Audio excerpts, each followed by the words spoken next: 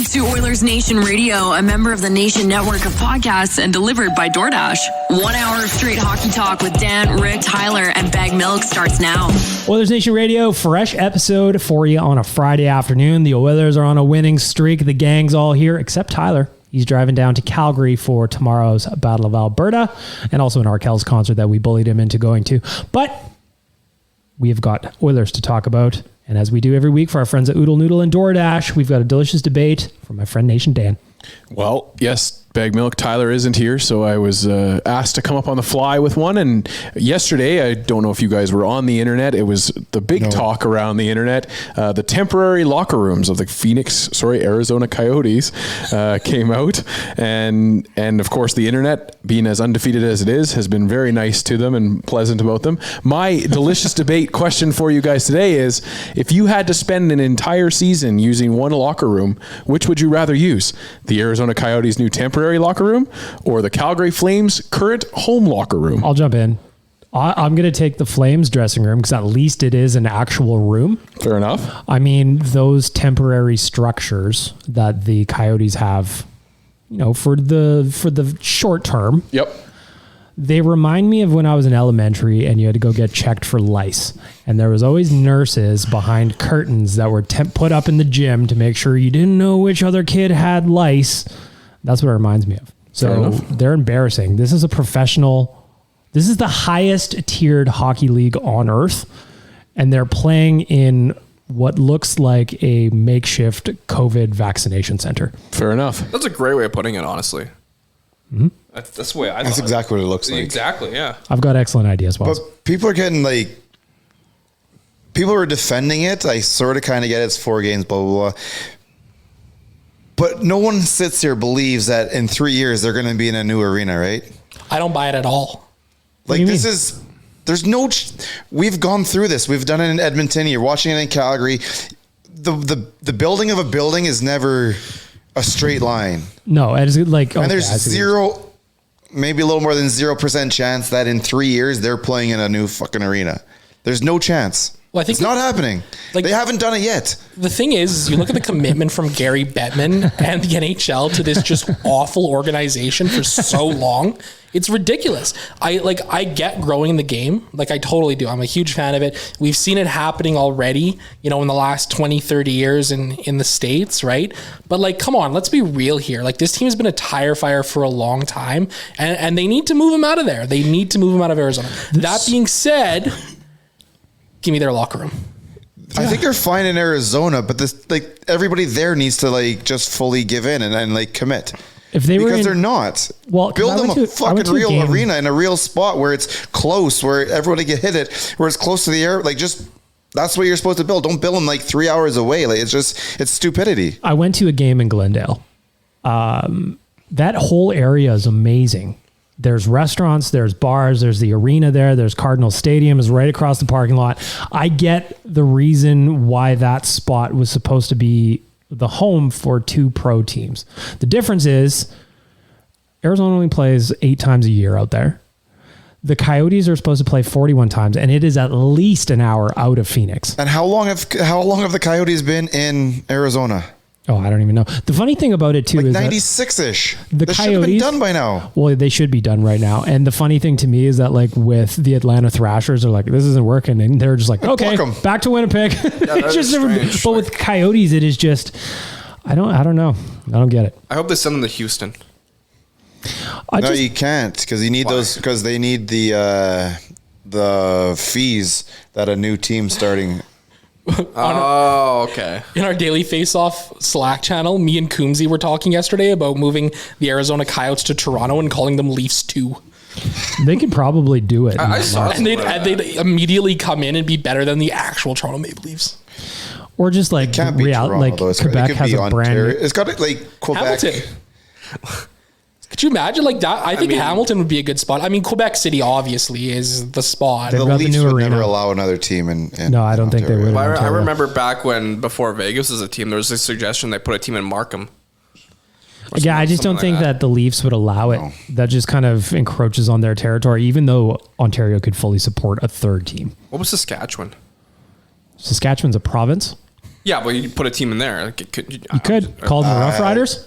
I don't know. I think you're getting tougher there. You call them the Rough Riders and teams just follow them around everywhere? If you look at like the Rough Riders per se, they play once a week and people come from all over Saskatchewan to go, right? Yeah. When you've got the Saskatchewan playing on a Wednesday or a Tuesday in January when it's freezing. Rick, I got to say that name is not getting anybody in the stands.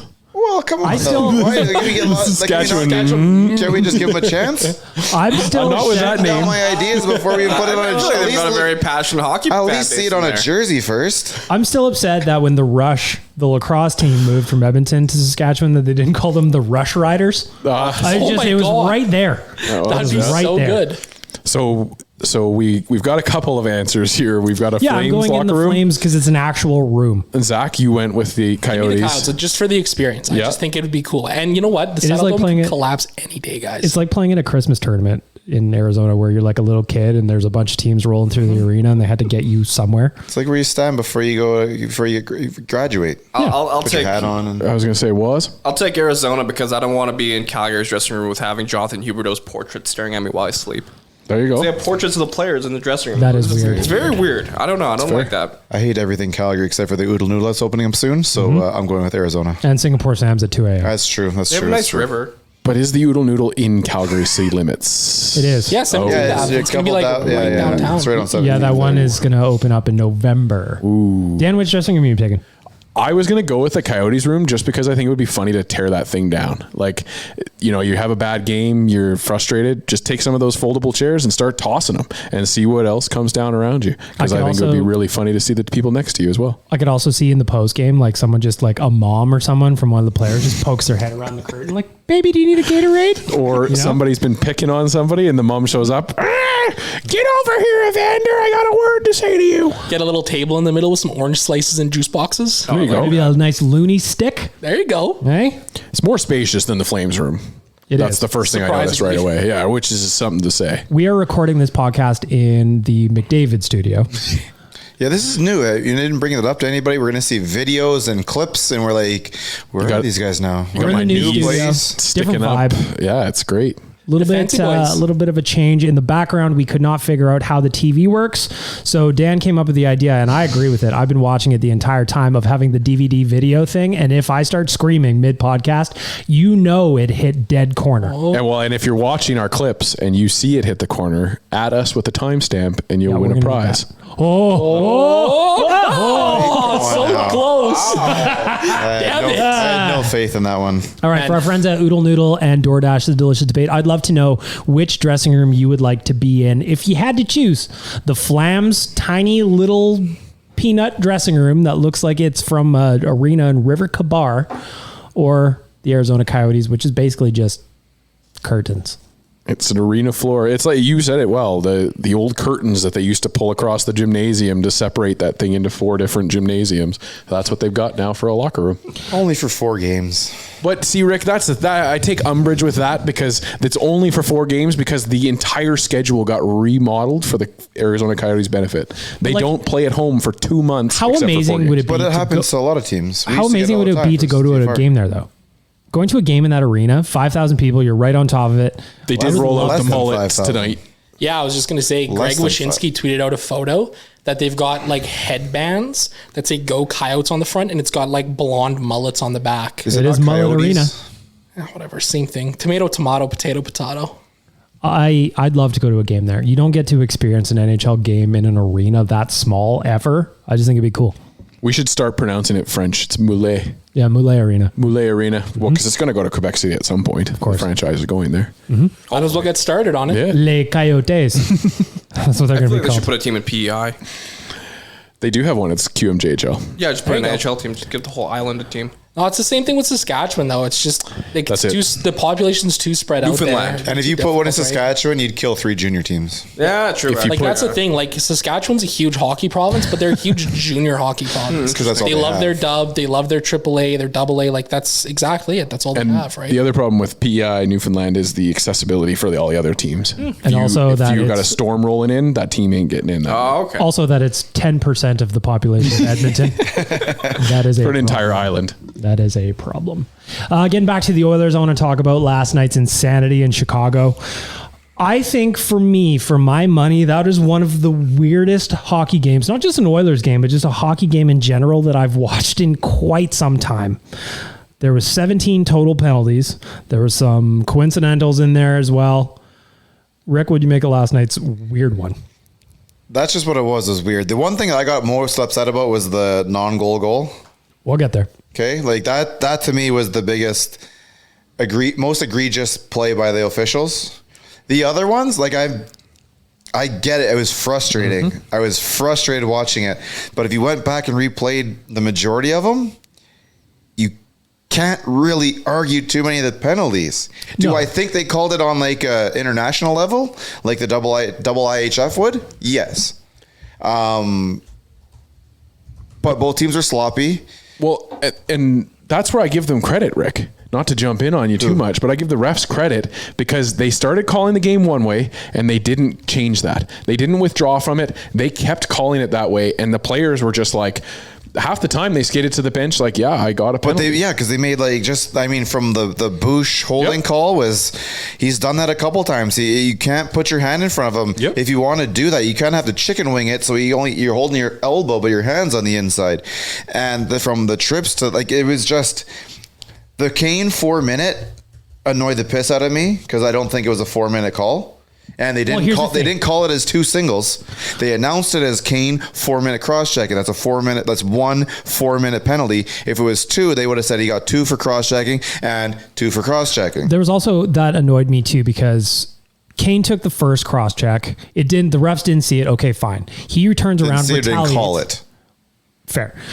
Kane turns around, retaliates. He gets called for oddly 2, but it wasn't like he was the only one in the mix there. The Blackhawks player was going right back at him too in that moment. Right afterwards, there was a scrum between him and Jujar, and I love Jujar, but there was no roughing call there. Even if you give them both roughings after it, they picked out actual penalties, but after a game where there's 612 penalties, they still missed a bunch. Yep. Zach, what do you make of that? Yeah, it was just weird. It was just a weird game flow. 33 minutes of 5-on-5 time. That was absurd. That's absurd. That's way too little 5-on-5. And you know what? It broke up the flow of the game too. And I think that's one of the tougher things too. Once they start calling those penalties and they don't stop that way, it becomes difficult on all the players to get their legs back underneath them to play regular hockey. Well, they said in the second period, they said something like McDavid had only played 11 or 12 minutes or something like that at that point. 12 coming out of second was 12 minutes, something like that. So Devin Shore played under 3 minutes last night. Dylan Holloway played 8 minutes. He spent more time in the box. Yeah, seriously. And his hook call, I didn't like that one. I'm getting if you're getting underneath to lift a guy's stick. Yeah, that was a crazy one. Come on. You're just lifting the guy's stick. Are we not defending anything anymore? How about that windshield he was rocking last night? I know he got his bell rung and then maybe That's not what it's for. I think he just rocks that big thing. Because that is the Danny Heatley 2009. That's what that was. Get a little tint on there and he's looking like Alex Ovechkin all of a sudden, eh?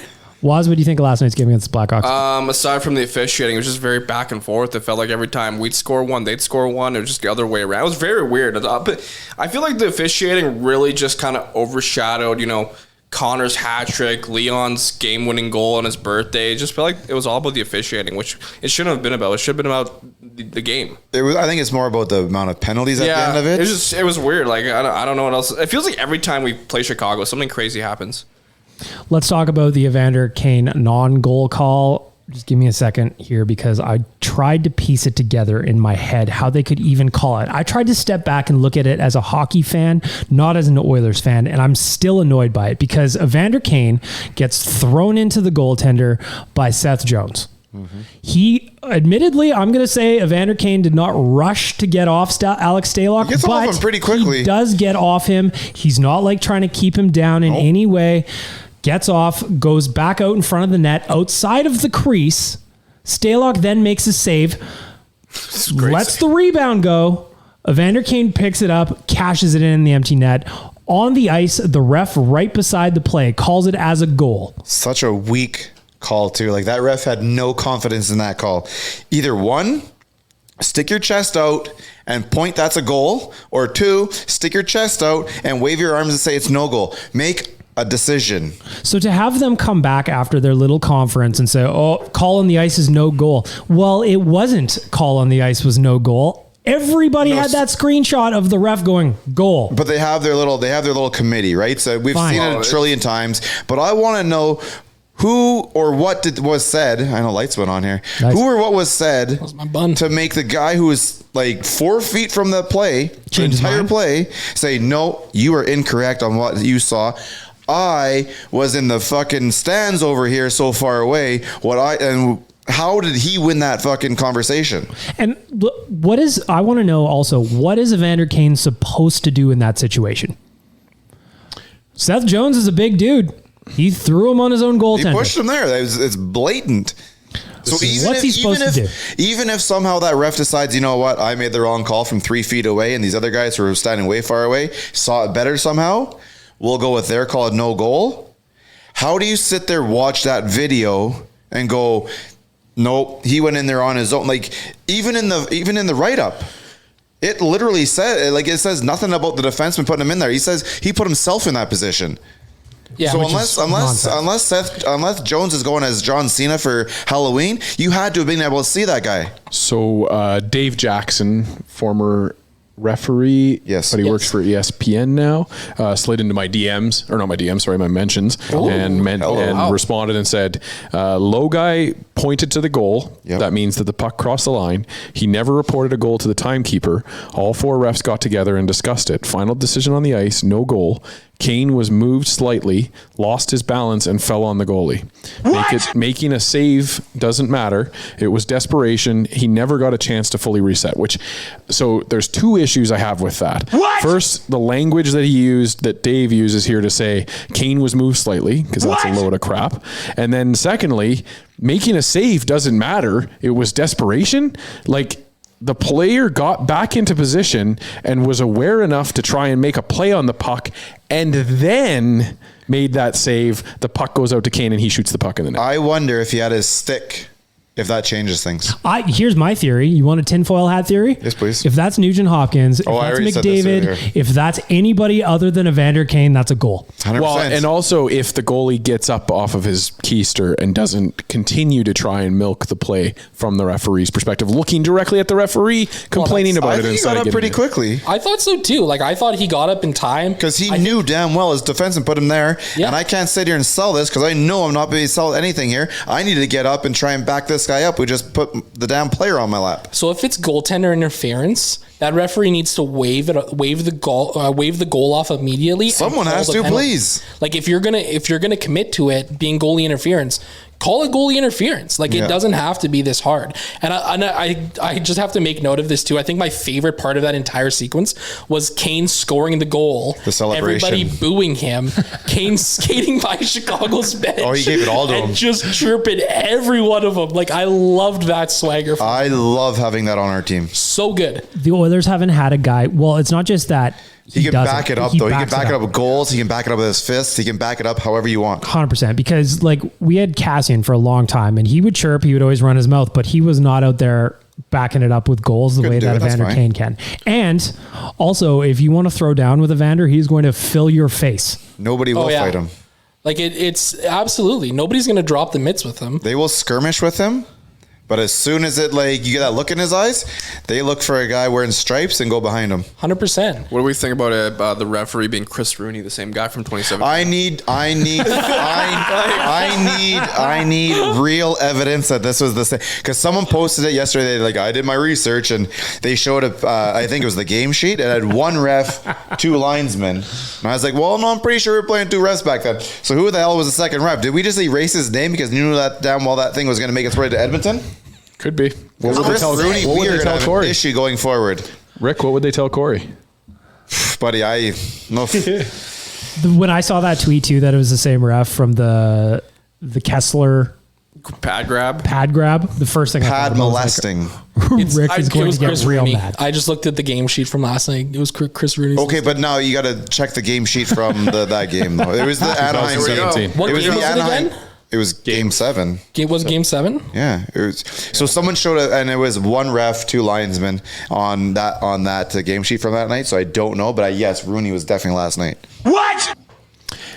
So, Bag Milk, you tweeted it. I don't know if I've seen it a couple other places. I have a real issue with this because of one element and one element only. And that's the betting that has come into this league and the conversation that we've been having about real money being transacted on these things and the outcomes of that. Like, I know that a savvy bettor, would look at a referee making all the calls that they were making and they would maybe jump in because you're thinking more power play opportunities are coming. But yeah, I don't know. Like it's a real tough thing for me to reconcile that element of it. I don't even think those refs have like a reputation of calling a lot of calls. Like somebody would have said something yesterday. It was just they wanted a lot of attention. Yeah, no, they got there. I guess that's where I was kind of saying is like live wise, you would jump in, right? The real problem I had with because I posted on Instagram, like good thing I'm betting real money on this game. That goaltender interference non-goal call has happened, 5-6 times already just in this NHL season, and there's no consistency on how the outcome is going to happen. I know every situation is different and the NHL moves at lightning speed, but when that happens in any game, you have no idea how it's going to turn out because the refs are so inconsistent. And it's so crazy too, because I haven't been able to do the digging yet, but I feel like there was a recent situation where a goalie was told that he had time to reset on a goal and then didn't get reset and the puck still went in and it counted. The thing is, this isn't just an Oilers issue. It's a league issue, right? Yeah. Like people are going to listen to this. Oh, why are Oilers fans still complaining? You guys won the game, But it's a league issue. It's going to affect other teams at some point. And it has been for the last couple of years now. It's a total farce for anybody to say we shouldn't talk about it because we won the game. That's silly because, just because you won in spite of the stupidity doesn't mean that stupidity isn't going to happen again and it's going to happen in a more... And when's it going to... Yeah, exactly. When's it going to happen in a moment where it's a playoff game? Game 7, What are we going to tell Corey? It's super frustrating as a hockey fan. I feel like this is an issue, though, across sports in general as well, like officials. It isn't. I feel like it's hockey's issue because hockey still has that adversarial approach to review. And as soon as a review comes in, you're proving a referee wrong. No, they have to do it themselves. Well, they have to sit there and go, what? I made a mistake here. No, take this directly out of their hands. Yeah. There are people sitting in Toronto or New York or some studio is probably a little smaller than this because they're not quite as cool as we are. But they're sitting there, they're watching every damn game, and this is what they're supposed to do, is it not? Why do we sit there? Obviously, this ref has an issue with Kane. They've been going at each other all damn game. You cannot leave this in his hands. I actually agree with that. Like, if you're going to go to a challenge like that or even a goal review, it should go to Toronto. Like, why are you and they're on this little fucking, there's a TV on the floor here that's twice the size of the fucking iPad they're watching on. Yeah. Okay. I've done the research. Oh, dear. I can make sure that window's locked. I don't want to jump. It was game 6 against Anaheim. What? And it was Chris Rooney. What? And it was Chris Rooney last night. I'm upset. Z5 confirmed. What? It's good work on my material. And that's, to me, that's conconsistency. He's consistently off. Consistently bad. Terrible. Right? That's got an agenda against the Edmonton Oilers. I think majority of fans would like to see how the NHL handles these situations in a negative light, right? Like, where is you're not getting a suspension or this side of the thing. I want to see like a ranking or a grading after each game, or even after a month, or even after the season. I want to see tangible relegation. Yeah, go back to the AHL. And then, what's wrong? Go back there and fucking sharpen your skills. You're totally right, Rick. Like, there needs to be a level of accountability. And I'm not for having them in front of microphones every night. I think that's going too far. Yeah. But I want to see the NHL go, you know what? We don't like this. It's human error. We get it. But this is what we're going to do. He's going to get, 3 less games next month or something like that. Like, this whole playoffs, fucking next round, third round, fourth type of thing. Sure, but why are we waiting that long? But you know what? The truth is that you look at other pro leagues like the NFL and the NBA, they have media scrums after the games with referees. So I was just going to bring that up. Sorry. The NBA has to, though. Weren't they match fixing there a couple of years ago? Well, that's a whole damn thing. We got this comment on TikTok from someone named Emily, and she said, listening to 630 Ched, they brought up a good point. They should have the refs come out after a game and talk to the press about the goal and why it was goal or no goal. Just would be nice to see from a different perspective. Seems like a good idea. Well, there was the tweet from the NHL that said what it was. I think there's a supervisor. Yeah. And there's no reason why the supervisor can't. At the very least, put him out in front of it, right? That's what I was going to say. Is he can deflect or whatever. Like, most of the time, I would say, sorry, Dan, most of the time, we don't care what they think. But on a night like last night, somebody's got to get home. Yeah. Well, I think it would be naive of us to believe that the referees can articulate it into a point where the public can understand it. But I do think that there is a spot there. There's a position now where you could have a PR person. We aren't just regular hockey fans, though. We are relatively.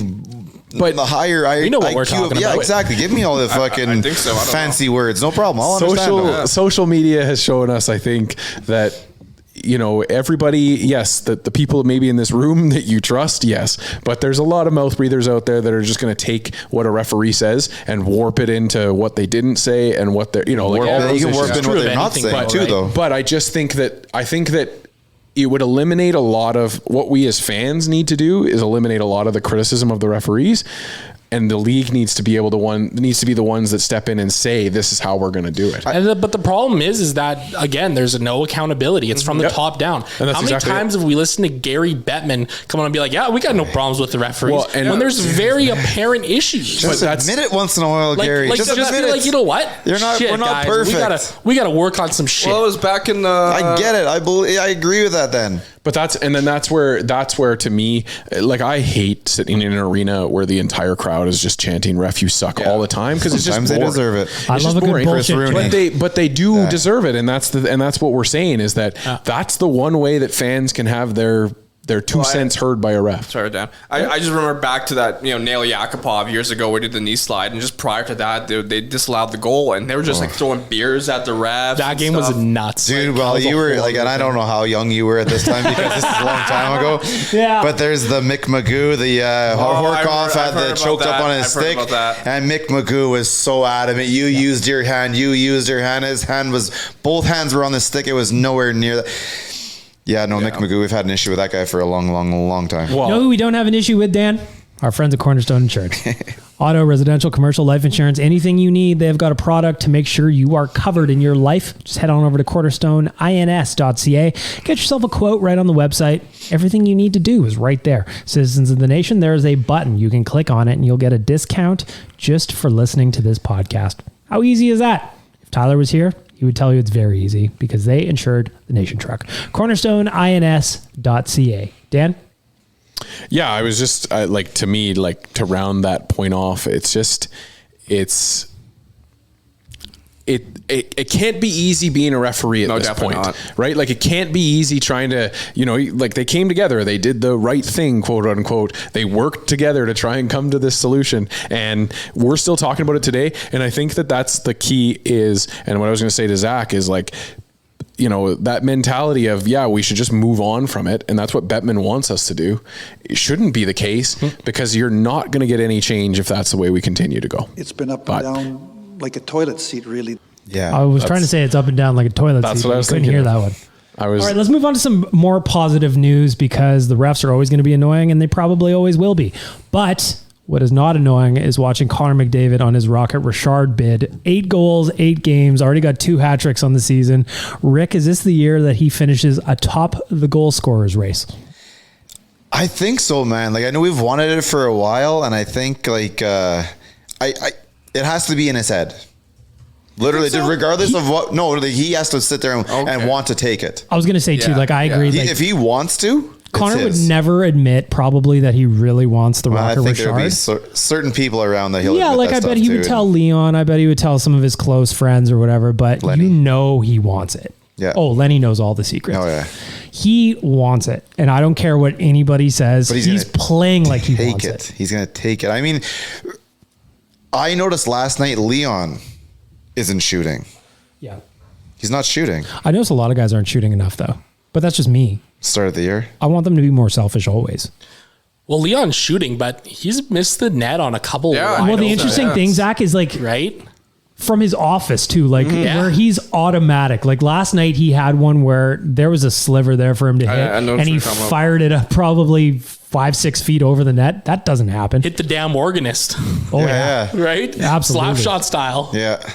But that'll come. Because like he got the game winner at the end from the same spot. But we love how Connor does this like quietly, right? Oh, of course. Yeah. Like you'll sit there, and how many times have you looked at a game, watched the whole game, you're like, all right, that was a good game. Love that. You go back and you look at these stats, and you're like, 5 points? So real? Quietly, like last night. How? We've just come to expect Connor to get 4 points every night. And it just, again, I'm going to take a second right here. Enjoy what you're watching, because this guy is an absolute freak out there. We're watching something very special here. We're watching something incredibly special. And Coombsy brought this up on the day after. It's kind of odd because just recently we had a little bit of a quiet period from Connor McDavid where 2 nights he went pointless and then only had 1 point the other night, and now all of a sudden, 5-point night. He's on pace for 150 points and 82 goals this season. Yeah, which is funny though, because you're like, okay, he's not getting 82, but 150. Well, it's interesting. No reason why not? So if you look at the analytics of his shots per game are down from his career average.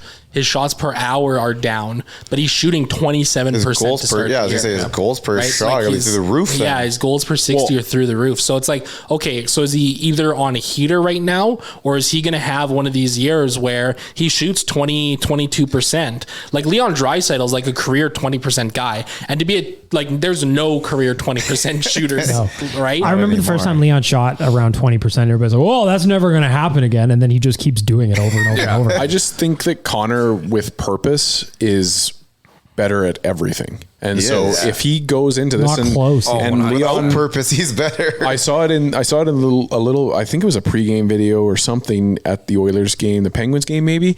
And Leon was saying that they've been talking this offseason about McDavid just shooting more. And like you saw it last night with that goal in the third period, like that was unreal. The third goal?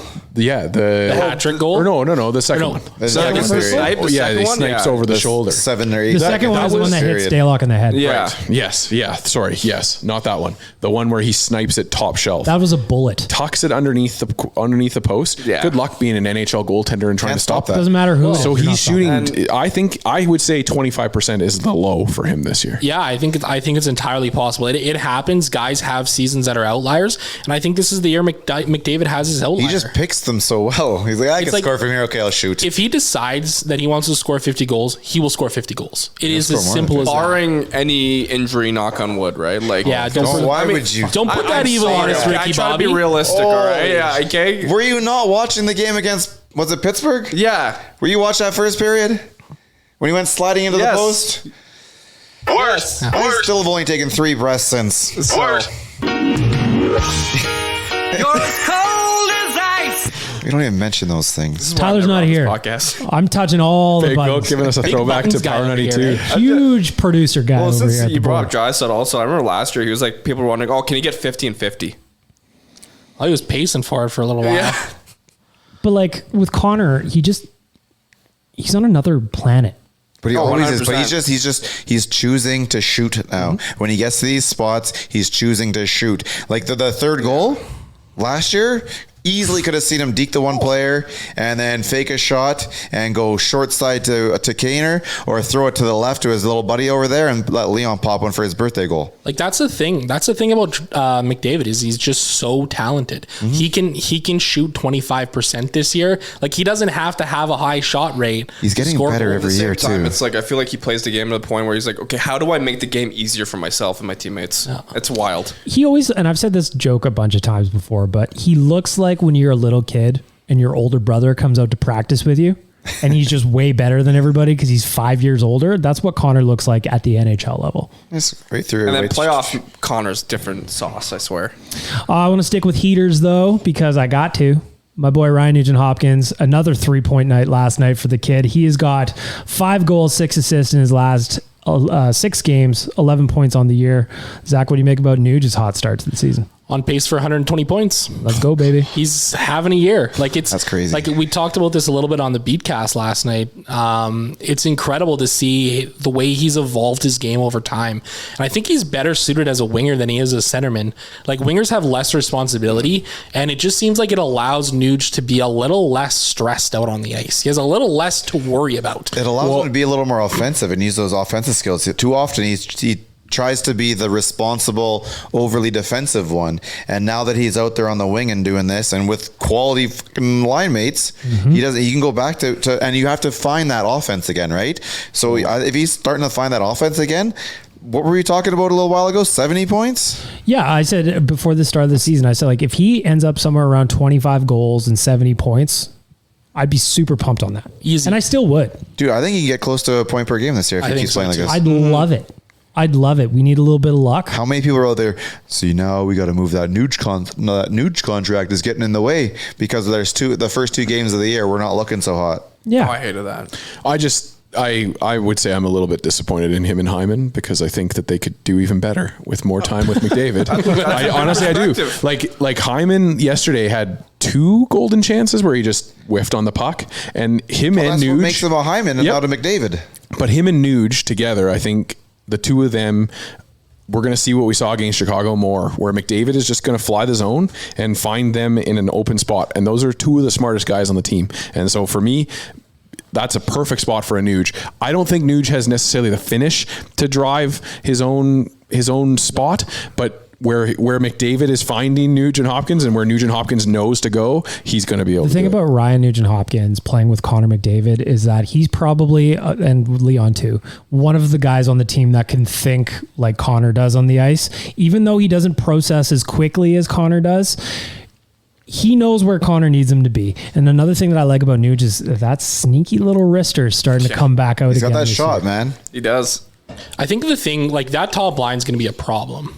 Both lines are. Both lines are. The top 9's a problem. Well, yeah. I mean, and Ryan McLeod on the 3rd line, that we could talk for hours. Once they really start to Pugliarvi joins those 2 and they start to really get a feel for each other where they are in the offense, because they're still a little broken up right now. Mm-hmm. Once those 3 guys figure each other out, yeah, this top 9 is going to be scary. Like, I look at the top line and I say, okay, McDavid is McDavid, obviously. Zach Hyman creates space by being physical and going to the dirty areas and drawing guys in. He's a vacuum.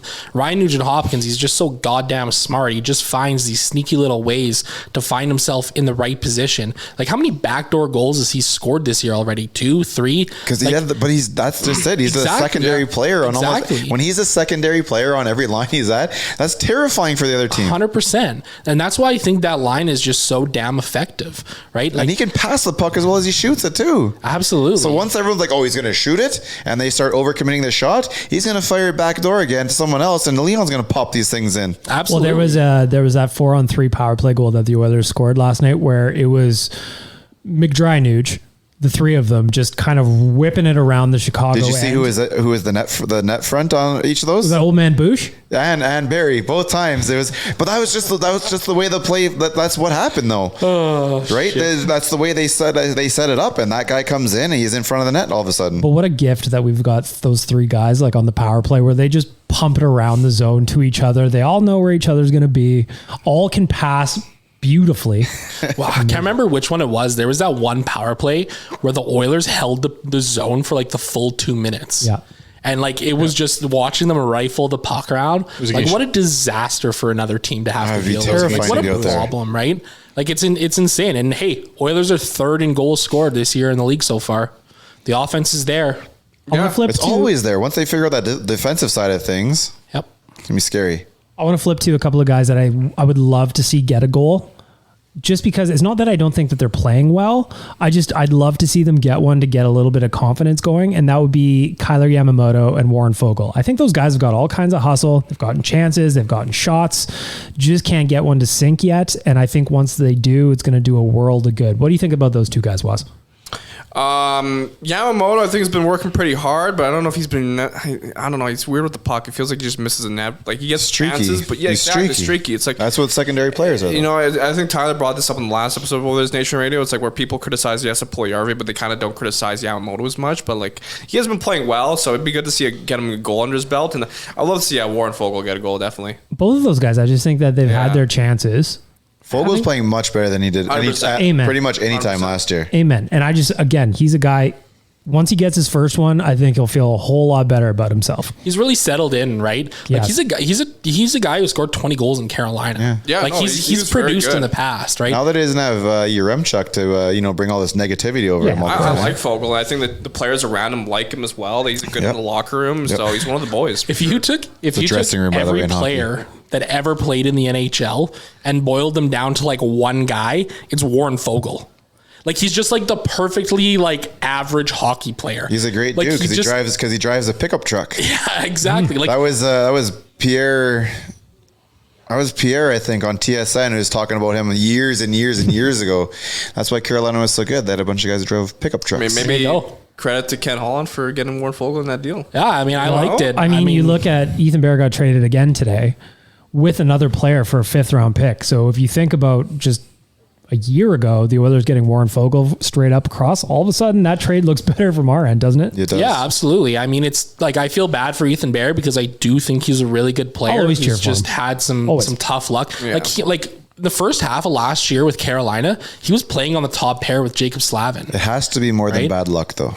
Well, I think so too, right? You know, he got COVID, then he got a concussion, and then he couldn't even make it into the lineup over fucking Brendan Smith in the playoffs, for God's sake, right? Like, I think for him, I think this is the perfect opportunity for him in Vancouver. Hopefully, he's going to go there. He's going to play top 6 or top 4 minutes for sure. Hopefully, because unfortunately for a guy like that, if you're having problems cracking an NHL roster at his exact age, the door is closing really, really fast at this point. 100%. I will always cheer for Ethan Bear. I hope he pulls it all together in Vancouver. I'd love nothing more than to see the Canucks outscore the opposition 2-1 when he's on the ice, but when he's not off the ice, they just get lit up. Yeah, that's fair. I think that's fair. Dan, thoughts? Yeah, it's I hate that this is going to probably fire up the Foegele versus Bear debate for a while longer. I guess it's good because Foegele is always going to be there. Foegele is there, but you know, I just made a meme about it earlier this week about we go from the Puljujarvi Yamamoto debate to the Foegele Bear debate, and it just feels like we go back and forth. I'm just, like you said, Bag Milk, just cheering for Ethan Bear when he's not playing the Edmonton Oilers, and for the Vancouver Canucks. I mean, like this should be the perfect opportunity for them with the injuries to the blue line. Plus, they just don't have a lot of depth on that blue line as it is. They got their first win last night, and now they got Ethan Bear on the team. Gentlemen, let's get to a couple of Ask the Idiots questions. Of course, you guys have submitted these to me throughout the week. The boys have not seen any of these, so I'll get their first reactions. I need you to go to twigandberries.ca, though. Use the promo code NATION15. Get a discount on your order. ODR season is coming. It's beautiful today. Gorgeous. Yeah, fantastic. But soon enough, you will be on that ODR, and you need an ODR hoodie to complete the experience. Go check them out, twigandberries.ca. Promo code NATION15. If you're out in St. Albert, just stop in store. Try that stuff on. Zach, I'm going to start with you just because I'm going to make my life easier. Mm-hmm. Last night in Buffalo, Jeff Skinner scored a goal and had Whitney Houston's I Want to Dance with Somebody pump out as his individual goal song. I'd love for the Oily Boys to pick their own, but until then, I need the guys on the podcast to come up with their own goal or walkout music. What do you got? Africa by Toto. I knew you were going to say Africa by Toto. That's the easiest answer. It's the best song to ever exist, guys. It's very, very on brand for you, and I very much appreciate it. Waz, what do you got for a goal song for yourself? A goal song. This is tough to say because I'm a big Eminem guy, so I don't want to go to Eminem just straight away. Cleaning out my closet? Even though, I mean, that'd be something, I'll be honest. Kim, that one where he's just like savage against his ex-wife? I mean, there's also fact, but you know. I'll go Cinderella Man by Eminem, actually. I always like that. I used that in NHL 10 for whatever reason, and it just rocked. It was fantastic. Good track. Rick? Yeah. We did this before, and I said it would just because, you know, just the way the Rick name and the Ric Flair and the Ric Flair drip, I think that we'd have to go with that for a bit. Hell like yeah. That Dan? one rules. Yeah. Well, I've thought about this a lot, so I already have it queued up. This piano hits when I score. Oh, that's the wrestling thing. Yeah. Rude. Oh. Somebody uses that, don't they? No idea. I can't team stop or it. somebody? I'm sorry. There we go. Doesn't the team use that or something? I don't think so. Oh. Nobody's ever touched it. I don't think. He kind of disappeared from the WWE too. So another good one. If you're going to take WWE, could you imagine you score and you get the Austin glass break? Yeah. WWE's What about you? I've got it on the button board here. I've said it before. Mims, This Is Why I'm Hot. This is why I'm hot. I'm hot because I'm fly. You ain't because you not. The Stone Cold Glass should be how the team enters, though. That'd be good. Like Zach, you made that meme in the playoffs of Mike Smith with coming Mike back. Smith. It's still my favorite thing I've ever done on Twitter. When he comes back, it's so good. J.R. Ross in the background. Oh my God. Reversing the order now. Ask the idiots for our friends at Twig and Berries. Nation Dan, I'm starting with you. Who are you more comfortable with on tomorrow night's Battle of Alberta? Super Stu. It's not really a comfort thing. It's just that I'd like to see Calgary get a change up and go with some stew instead of the soup. Rick? I really think it's about how the 5 guys in front of them play as opposed to the goaltenders. I think the goaltenders have both been pretty solid. But I've been pushing the dude's train for a while now, so I'm going with the local kid. You're ordering some stew off the menu? A little bit of stew for Rick. Waz, what do you got? I'll go stew as well, just because, Calgary changed it up. They went to Vladar last time, and it'd be interesting to see if they go again with Vladar and have a battle. Oh, it's so close. Damn it. Sorry, Waz. I saw it. That is some good audio listening for our listeners. We need a gigantic mirror right here. Yeah, that's more worthy than my answer, so, I'll prepare that. But yeah, I'll go stew. Also, I want to see the battle of the backups, because we usually never see that, like 2 backups going at it. So Zach, Super Stu. I hate to be the guy that's going to go with Skinner as well, but I think right now you have to, and I think the way you have to do this goalie rotation is you just go back and forth between them. One game for each guy. Do you go 1 for 1, or do you go WWW? Once you get an L, then you swap? I think you go 1 for 1 for a bit. Yeah. Like I do. I think Skinner's playing really good. I think Campbell struggled to find some consistency. Like Campbell's had 3 games over 914 and 3 games under 900, like for save percentage. So I think Campbell's going to be fine this year, but I think right now you just go 1 for 1 all the way. And Cam, for a while at least. Cam brought us up on the day after. Plus, like Stuart Skinner's just playing better right now. You go with the hot hand, honestly, in a game like this. I'll change it up. I'm gonna go to Jack Campbell because I love me a revenge tour. That's true. That's a good one. He got the early hook in the game on October 15th. But it's all about the guys playing in front of him. I was just going to say a big part of the reason he got hooked was the guys in front of him. I'm going with a super revenge tour tomorrow in the Battle of Alberta. Waz, I'm going to start with you. Question number 3, ask the idiots for our friends at Twig and Berries. Do it. What Oilers prospect from the past did you wish had gotten more runway? My answer, the question submitter's answer is Timu Hardakainen. Interesting. It's a name I haven't heard in a while. An Oilers prospect. Can I go with a recent one? Sure. Because he's performing very well in Russia right now. Sure. I'm going to go with Ilya Konovalov. It's fair. That's a good one. That's a good pick. I don't like the current goalie tandem we right now have in the ECHL, AHL level, and I feel like Konovalov really just needed a little bit more time. I feel like we gave up on him. I don't know if that's the full story, though, is it? Did we give up on him? No, I think he kind of chose to go to play. Yeah, he wanted to get some more ice time over there. We're going with Ollie and Pickard right now, right? Yeah. Because Fanti went down to the ECHL. In the ECHL, yeah. How about that Matej Blumel guy in Dallas? Well, he was a guy that just didn't get signed. Yeah. And the rumor was that they just forgot they had to, but and then the Dallas Stars just dressed him for his first NHL game. The old fax machine wasn't working down at the Oilers offices. The dial-up, sometimes his mom's on the phone, you can't get on the internet. Yeah, I don't see how he fits in our roster right now anyway. So. Rick, who's a prospect you thought needed more runway? Well, I don't know if he's a prospect. We're going back a while. I don't even think you were alive yet. Probably not. But we gave up on him too quick, and he took off. But it's Ray Whitney. No, I know the name. Man, that is just like that's a deep cut right there. That is the worst goof up of all time. Like they didn't let. He was too small. Blah blah blah. I can't exactly remember what all the negatives for him were, but they shipped him out, and that guy was gold. Dan, you got somebody? Well, we signed him as a free agent here at the Nation Network, but my prospect always was Rob Shrimp. Yeah. I always want to give Rob Shrimp more runway. That's why he's now at the Nation Network, is because Dan follows him everywhere and gets him in. But it's Rob Shrimp for sure. And then another guy I liked was Tony Rajala. He was drafted by the picked from the Brandon Wheat Kings, and then he got a mutual termination of contract with the Oilers and went to Europe. And he was a point per game guy in the AHL, and he's a point per game guy in every league he's played in since then. So. Yeah, but that doesn't mean a lot. No, of course. There's been a lot of point. And when you ask for a mutual release from your team, you obviously don't have it. You don't want to be a part of it as well. So and because he didn't find a different team in the league just to run with. Zach, you got a prospect that sticks out to you? Yeah, and I don't know how much he would be considered a prospect per se, because he got some good time in the NHL But the guy I really liked was Anton Slepyshev. Oh, yeah, he was great. I really liked him in that playoff run in 16-17. Yeah. I thought he was a really good depth player. He had a great shot. He was a physical player.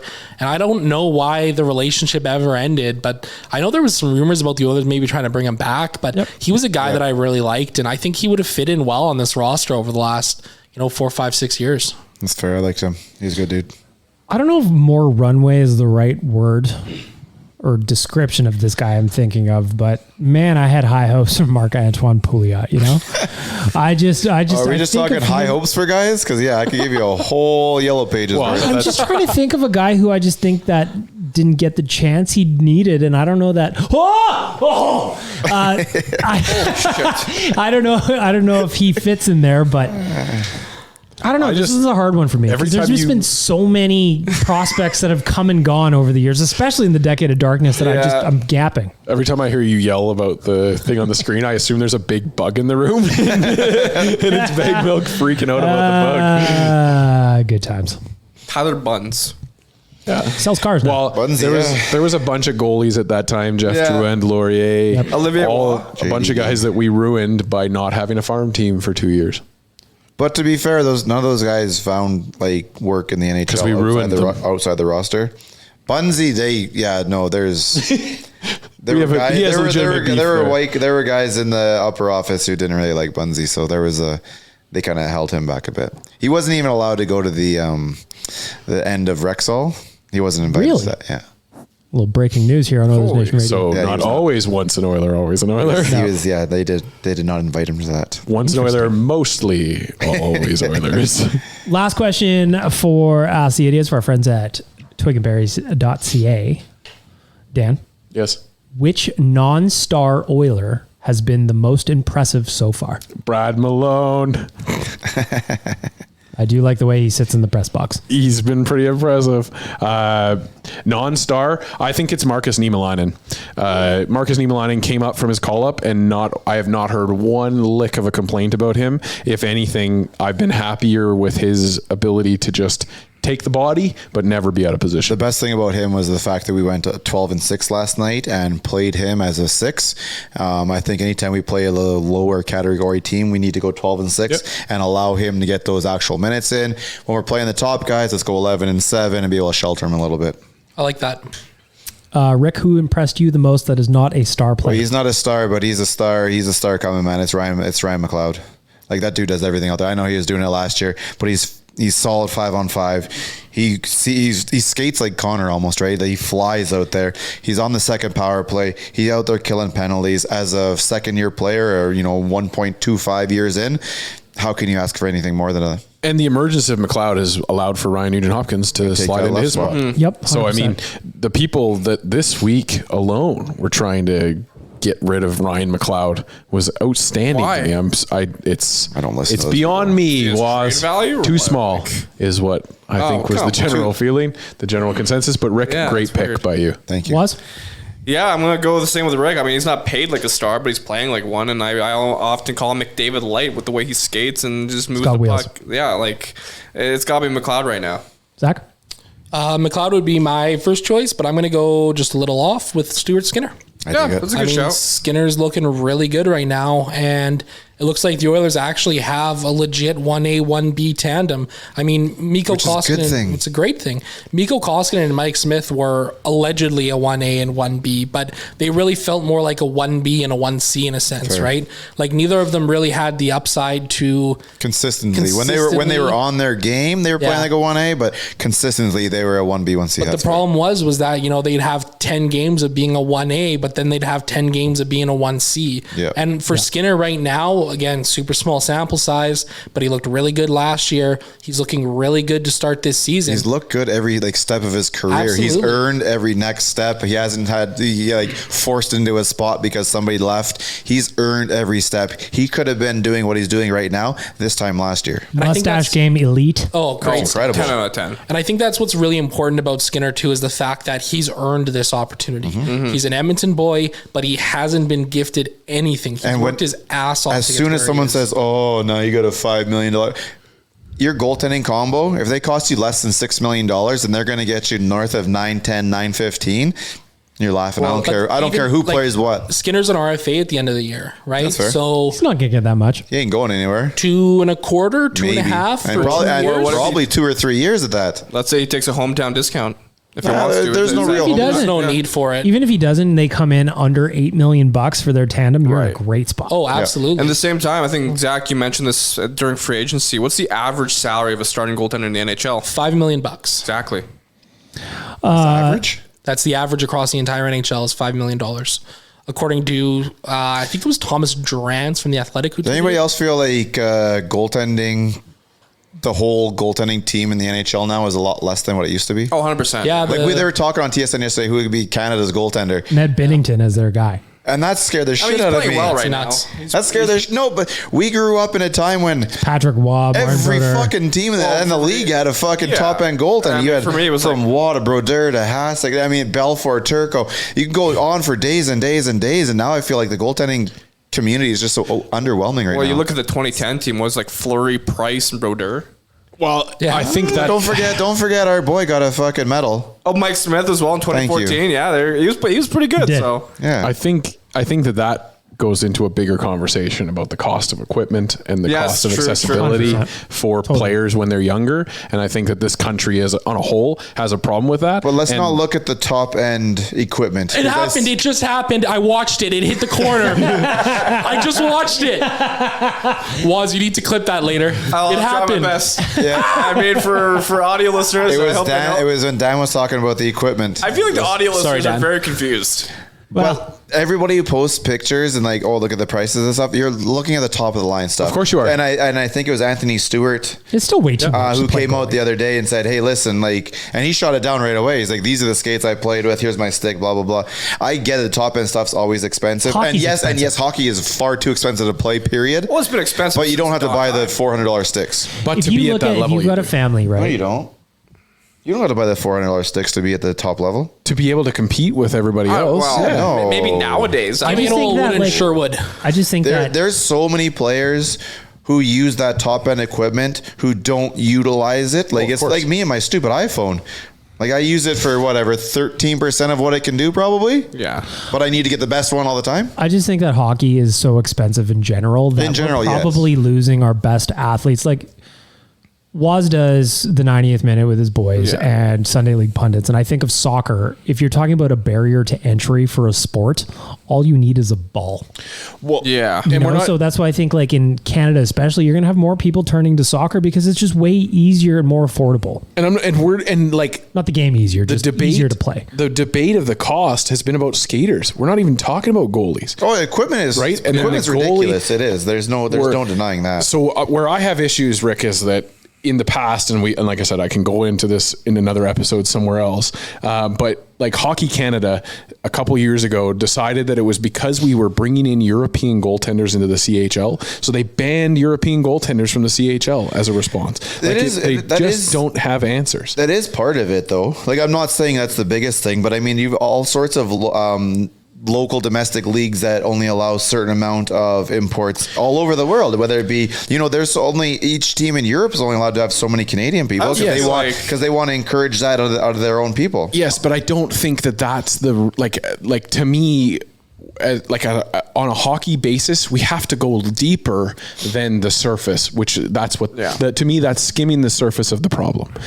Those goalies that are great in Europe that are coming to the CHL already exist, because the European countries have created them. We've seen it with Finland and we've seen it with Sweden. Huge influxes of those goalies and Russians now too. Russians are. I wonder though if there's part of it where it's like the best players on earth are skaters. So when you're a kid, you're like, I want to be Connor McDavid. Whereas when I was a kid, maybe there was a lot more, I want to be Patrick Waugh. There are a lot of Hall of Fame goaltenders playing that. And there's definitely an element, I think, of the cyclicalness of sports. Well, good one for me to try and say. But I think that you will. I think you're right, Bag Milk. You will start to see that trend go back this way. But I just think that in this moment, we have to address it deeper than that.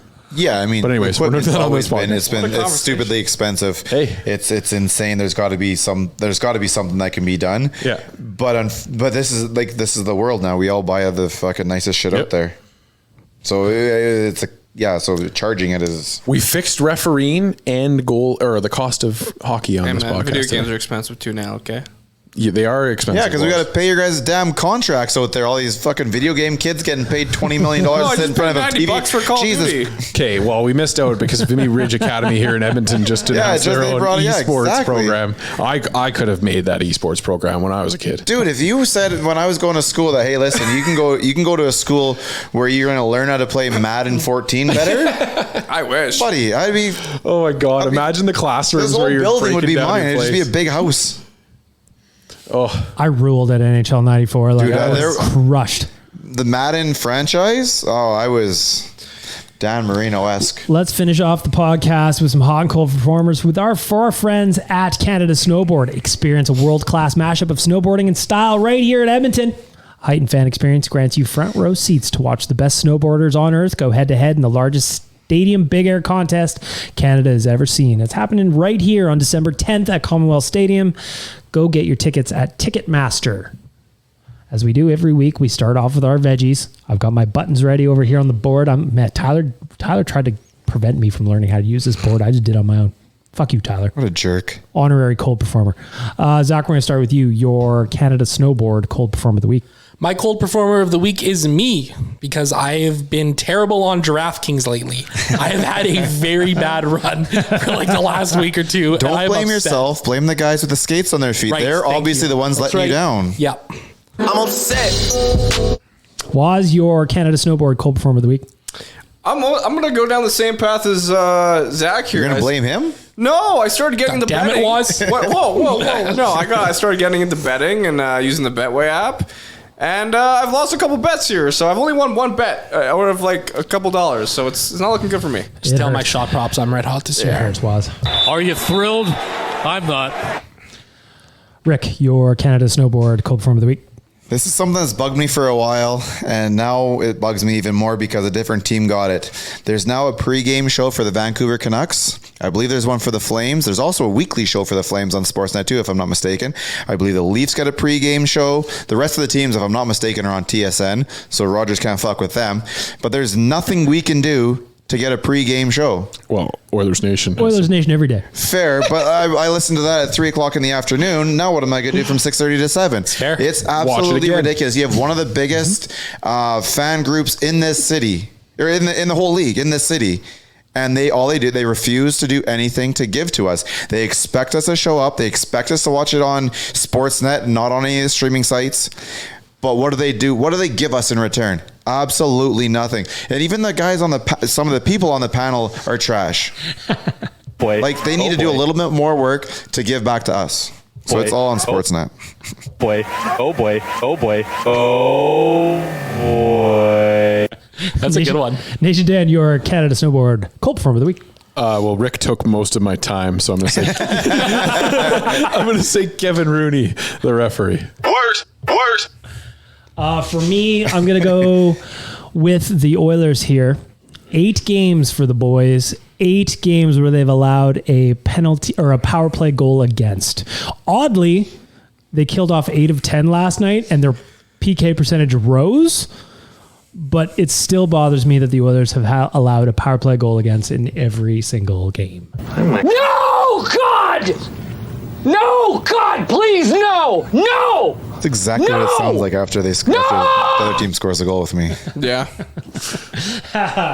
Let's finish off the podcast on a positive note. Nation Dan, your first Canada Snowboard hot performer of the week. Well, I'm going to take 2 off the board, Bag Milk, and I'm going to give it to both of our goalies for their performances this week. For Jack Campbell coming in, having had a couple of shaky starts, not necessarily his fault, but righted the ship on that. And Stu, what can you say? Great outing for him. So both of our goalies get my hot performer of the week. Feeling hot. Feeling hot. Rick, your Canada Snowboard hot performer of the week.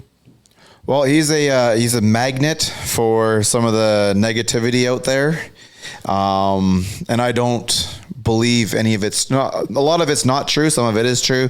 And I know he has a really big contract right now, but he didn't go and sign that himself. It's Darnell Nurse right now. There are some people out there who refuse to give him any type of credit for doing anything out there, and all they do is watch all the little things and try and magnify all these little errors. So it's time to give back. Nurse, he's the hot performer. It's getting hot in here. Oh, sorry. I have to give a shout out for my cold performer of the week to the Colorado fans that got upset at the Flames for playing all the small things at their arena. Everybody should go and play that now in your arena. That absolutely those fans. Everybody play. Exactly it. Good. Great jam too. Great jam. Was? My hot performer of the week, I'm going to go with a little boy by the name of Easton Otting, who's already won Halloween. I don't know if you saw the little thing I put on our Instagram that he shared with us. Essentially, his dad built him a costume because he's a bit of a...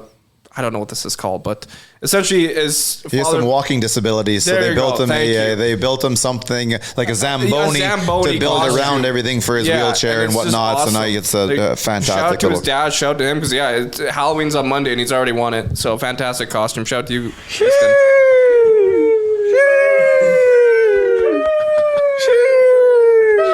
How do you know when that one's done? Zach, your Canada Snowboard hot performer of the week. Oh my God, you guys. I love this board. Ah, shit. I hate that I'm going to say this one, but I recently checked out Oilers Plus, and there's actually some pretty damn cool content on there. Zach. I know, I'm sorry. I hate it because I think it's pathetic that they've paywalled this. Mm-hmm. But you should actually talk to some of the people that, like the lower end people, the foot soldiers, if you will, that have an opinion on it. And I've talked to one or two, and they kind of explain to me where they're coming from. There's some cool stuff. Like I watched the first 2 episodes. They have like the drop, they're calling it, which is like the old oil change. Yeah. So like the first 2 episodes were detailing like the Oilers season, Jay Woodcroft's hiring, and then the first round against LA. It's actually really well done. They've actually got all the old like documentaries on there. The Boys on the Bus, the oil change. There's some Time cool to shit remember. on there. Pardon me? Time to remember. Yes, there is. Time to Remember is on there. So I'm going to be getting a box of Kleenex this weekend and watching that because I'm going to cry. It's about Schmitty. No, Time to Remember is the last Stanley Cup. Is it? Oh shit! It's like it's the Boys on the Bus, but the next VHS. Is this an ad for Oilers Plus or is this hot performers? I also want Waz's clipped for a button later. He's a hot guy. Hot. He's a hot guy. Nope. Sure. Time's come and gone, Was. Shout out to Devin Dubnyk. He's a hot guy. Who's apparently retired now. He's a hot guy. Gonna go be a broadcaster. He's not a hot guy. Good for W. A good dude. Yeah. What? Tall as a tree, though. Double D's. Oh. What? What? Tyler's gonna be so pissed when he listens to the last part of this. He's not listening. He's not gonna listen. He's not gonna listen to this. He's too cool for us. They should be automatically like take over whatever he's listening to in the truck. They should just kick in automatically. If you have a company 100%. Vehicle and there's a podcast going on, radio should not even be an option. It's automatically. I'm sure we could get in touch with our friends out at Sherwood Ford and hook something up over there. Just no matter what station it's on, it's always the latest episode of ON Radio. That's right. Or it just circles through all the company's podcasts. Of course. Once you've watched them, once you've listened to them all, then feel free to hit up the radio. Yeah. But you need to listen to all of them start to finish. Well, I feel like Tyler's soccer knowledge can be bumped up a bit, so maybe you can listen to one of our soccer podcasts. He's got 250 some episodes of Oilersnation Radio to get through first, Was. Oh, Jesus. My Canada Snowboard hot performer of the week is my boy. How could it not be? 11 points in his last 6 games. Ryan Nugent-Hopkins. Great start to the season. Boy is looking good. My king is back. Yeah! Thank you, Lil John. Any final thoughts, boys? Before we wrap up this podcast. Fuck Calgary. Fuck Calgary forever. Score prediction for tomorrow night, Dan. We're going to be at the Crumble Dome. Well, because our record is what it is, I'm just going to say 5-3 Flames. How dare you? Rick? He's a little backwards. He's going to be 5-3 Edmonton. I like Was. We'll go 3-0 Edmonton. Ooh, spicy. I'm gonna go. I'll go 5-2. I think it's gonna be a big night for the boys. For the oily boys. I think the boys are going to look at the first game on the 15th, get a little pissed off, and go into the Saddle Dome with a chip on their shoulder. I'm going to say a big 4-2 win for the boys. And I also want to say thank you to DoorDash, Oodle Noodle, Cornerstone Insurance, Twig and Berries, and Canada Snowboard for making this all possible. And most importantly, you for listening. Please leave a review. Please subscribe. Please tell your friends. Have a great weekend, everybody. Shout out Ash. Thanks for listening to Oilers Nation Radio, delivered by DoorDash. Don't forget to hit the subscribe button and give us a follow on Twitter and Instagram.